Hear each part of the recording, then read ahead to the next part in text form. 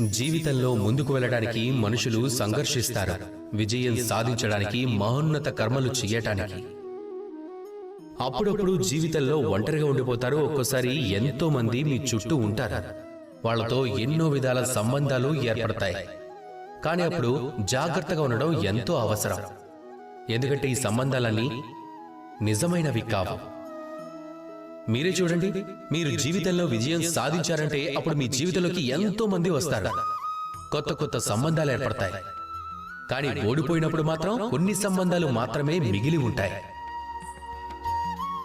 ఇక ఎక్కువ శాతం ఈ ఓడిపోయినప్పుడు కలిగే సంబంధాలే జీవితాంతం మీకు తోడుగా ఉంటాయి. విజయం సాధించినా ఓడిపోయినా వీటిలో దేని ప్రభావం ఆ సంబంధాల మీద పడవు. అదే విజయం తర్వాత ఏర్పడిన సంబంధాలకు చాలా వరకు ఏం జరుగుతుంది అంటే వాళ్లలో ఎక్కువ శాతం మంది నీ వల్ల ఉపయోగాన్ని చూసుకుంటారు, మిమ్మల్ని ఉపయోగించుకుంటారు. సమయం వచ్చినప్పుడు మిమ్మల్ని మోసం కూడా చేస్తారు.